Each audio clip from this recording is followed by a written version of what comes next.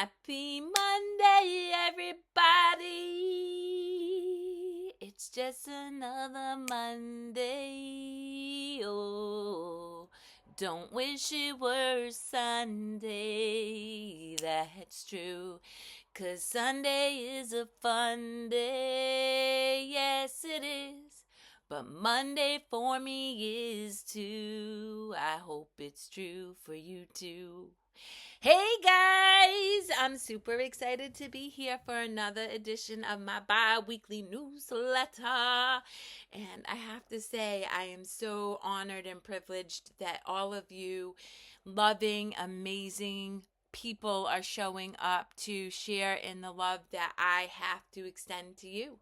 Because at the end of the day, that's what we are, guys. We're love. And when we press play, or choose a kind act, or choose joy instead of judgment, we are choosing love. And you showing up and sharing space for me is choosing love for yourself and the world. And I'm honored. I'm so honored.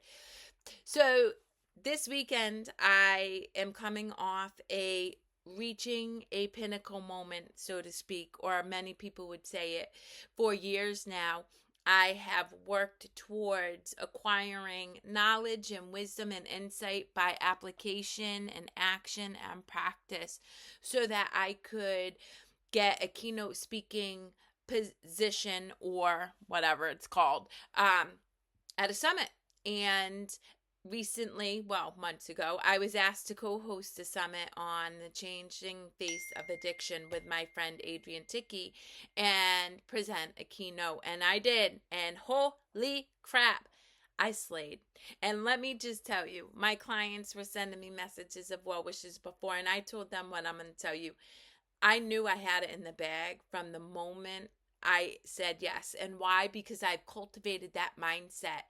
Not that I think I'm better than anybody else. Not that I think I have all of this wisdom that others don't have. No.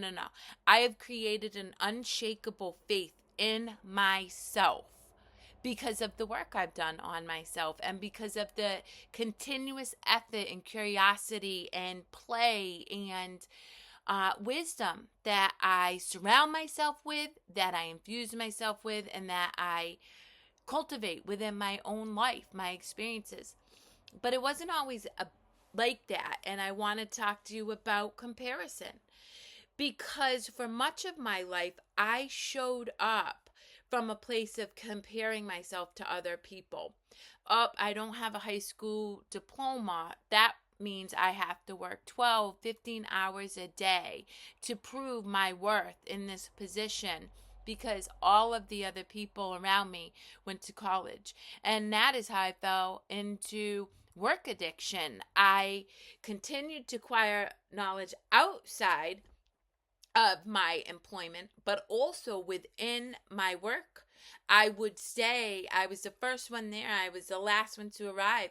And every time I sat in the room with somebody else, I would compare myself to them. I would compare myself to their degrees, the amount of hours they spent in a school, rather than their work output, which, truth be told, in many of the places I've worked, mine far surpassed other people's work outputs, which is why I was able to grow and expand and become a leader in corporate America and ultimately achieve the title of CEO because of my output. But I was so busy focused on what everybody else had, I never got to see what I brought to the table, what I truly offered. Because instead of recognizing my gifts and my abilities to just take action, to critically think, to listen intently and have strong communication skills, I was busy looking at everybody else's credentials. And that made me play small. And then as I continued to learn and grow and experience, I started to recognize, holy crap, I actually measure up, and in most cases just because of my output, because of my willingness to show up early, my willingness to stay late, my willingness to be open to more possibilities than the one that I think would work for the situation. My output far surpassed other people, even when they went into college, had master's degrees, PhDs, had been in whatever business they were in for years. So fast forward to this summit, right? I knew I was going to be working and co-hosting and interviewing people who had acquired degrees, who have 25, 30, 40 years of experience in a field that I'm incredibly passionate about. And as I sat in this space and I witnessed all of these amazing people and what they had to offer and the work they're doing in service to others, I was in awe of myself. Not only because I no longer found myself comparing myself to them, I truly felt like I belonged, that I was equal, and that I deserved a seat at the table. I deserved to be in that space, not only working alongside of them, but with my unique skill set, having worked in corporate America as a leader for 20 something years, to interview them and to be able to meet them with the information they were sharing and go back and forth in a really meaningful and profound way, which I've already received messages that really impacted people who needed information, support, or guidance around addiction and how to support themselves or loved ones. And so this is what I really want to impress upon you guys today. We lose our power when we focus on external anything. When we focus on comparing ourselves to what other people have, the latest phone, the greatest car, the best computer. We start to lose sight of our ability to be grateful, to be thankful, to appreciate the fact that we have a phone. We have a phone. We have a car. Or maybe we don't, because I have gone 3 years without a car. We have a job.